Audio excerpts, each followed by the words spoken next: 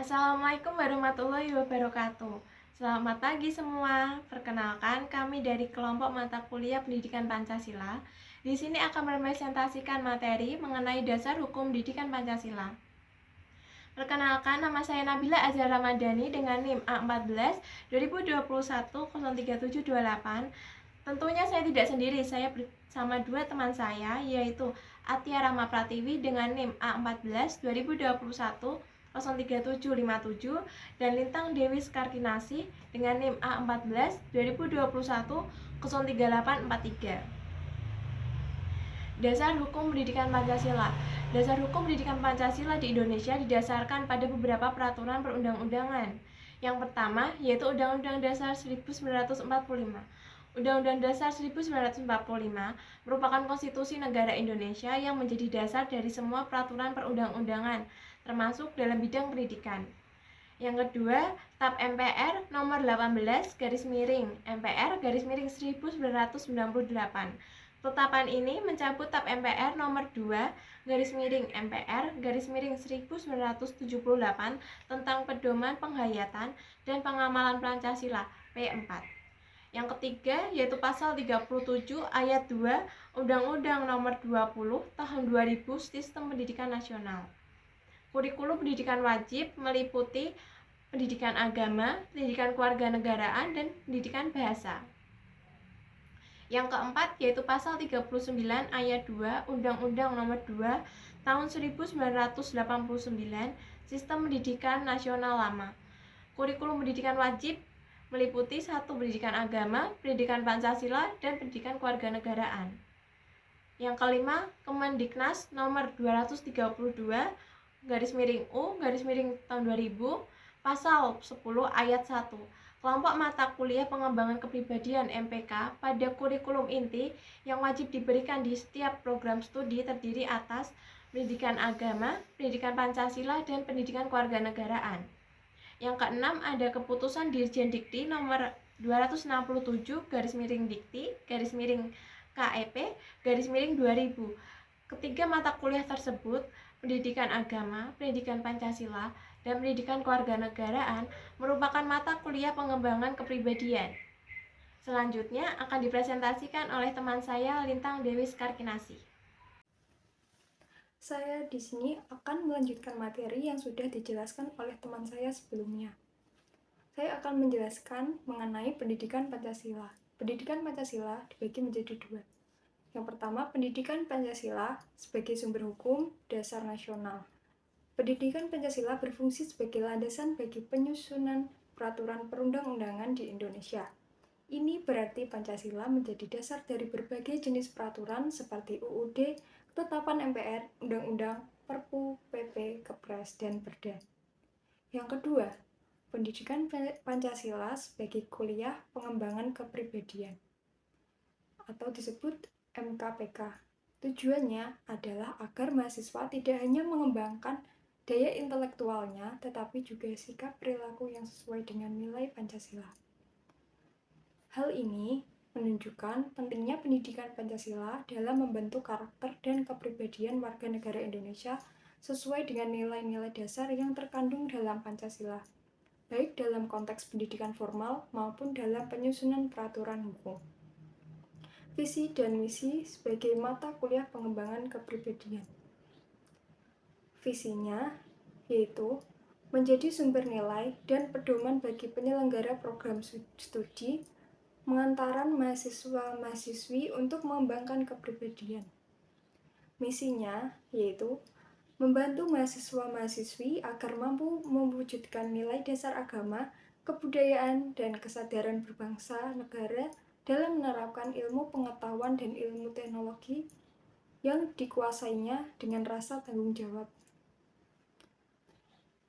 Kemudian, latar belakang dari pendidikan Pancasila yaitu pendidikan Pancasila berawal dari perjalanan sejarah bangsa Indonesia yang panjang dan penuh perjuangan. Perjalanan ini dimulai sejak era sebelum dan selama perjuangan kemerdekaan, ketika bangsa Indonesia berada di bawah penjajahan dan berjuang untuk mencapai kebebasan. Selanjutnya, Memasuki era perebutan dan mempertahankan kemerdekaan, bangsa Indonesia berjuang gigih melawan penjajah untuk mendapatkan dan mempertahankan kemerdekaannya. Setelah berhasil meraih kemerdekaan melalui proklamasi pada tanggal 17 Agustus 1945, bangsa Indonesia memasuki era pengisian kemerdekaan, di mana fokus beralih pada pembangunan dan pengembangan negara. Setiap era dalam perjalanan sejarah ini membawa kondisi dan tuntutan yang berbeda sesuai dengan zamannya. Namun, kesamaan nilai perjuangan bangsa yang dilandasi oleh jiwa, tekad, dan semangat kebangsaan tetap menjadi landasan utama. Proklamasi kemerdekaan Indonesia menjadi simbol puncak dari semangat kebangsaan dan perjuangan ini. Oleh karena itu, pendidikan Pancasila menjadi penting untuk menanamkan nilai-nilai perjuangan, kebangsaan, dan semangat nasionalisme kepada generasi muda. Melalui pendidikan Pancasila, diharapkan generasi penerus bangsa dapat memahami, menghargai, dan melanjutkan perjuangan serta semangat yang telah diwariskan oleh para pendiri bangsa dalam menjaga keutuhan dan kemajuan Indonesia. Perkenalkan, nama saya Tiara Pratiwi dengan NIM A14.2021.03757.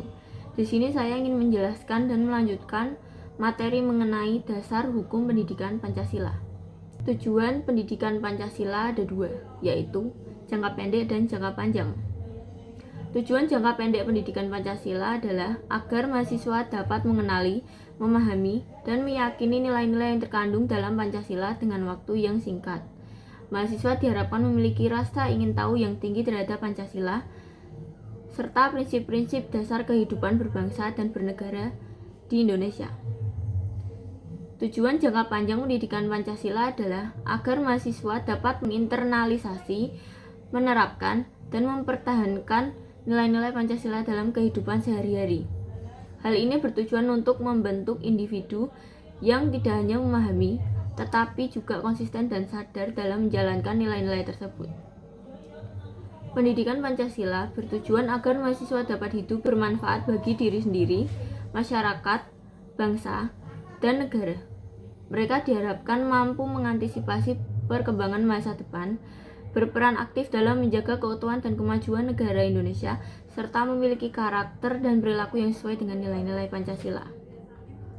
Hakikat pendidikan Pancasila mencakup dua hal utama, yaitu satu, menjamin kelangsungan hidup generasi penerus secara berguna dan bermakna.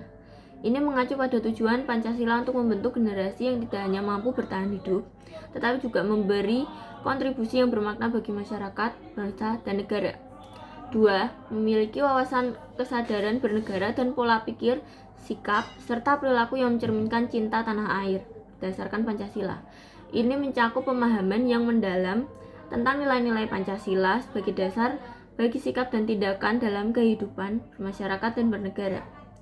Dengan demikian, hakikat Pancasila mengandung nilai-nilai fundamental yang tidak hanya penting dalam konteks kehidupan pribadi, tetapi juga dalam membangun kesadaran dan tanggung jawab kewarganegaraan yang kokoh. Dasar pemikiran Pancasila ada 6, yaitu meliputi 1.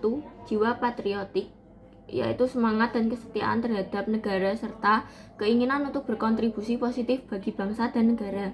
2. Rasa cinta tanah air, yaitu kasih sayang yang mendalam terhadap tanah air dan segala aspek kehidupan di dalamnya.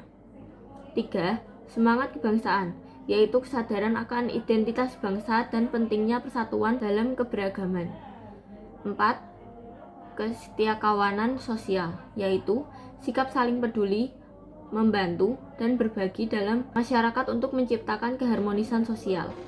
5. Kesadaran pada sejarah bangsa, yaitu pemahaman yang mendalam tentang perjalanan sejarah bangsa Indonesia sebagai landasan untuk memahami dan menghargai nilai-nilai serta tantangan yang dihadapi bangsa. 6. Sikap menghargai jasa pahlawan, yaitu penghargaan terhadap perjuangan dan pengorbanan para pahlawan yang telah berjuang untuk kemerdekaan dan kemajuan bangsa Indonesia. Sekian presentasi dari kelompok kami mengenai materi dasar hukum pendidikan Pancasila. Kurang lebihnya mohon maaf. Terima kasih. Wassalamualaikum warahmatullahi wabarakatuh.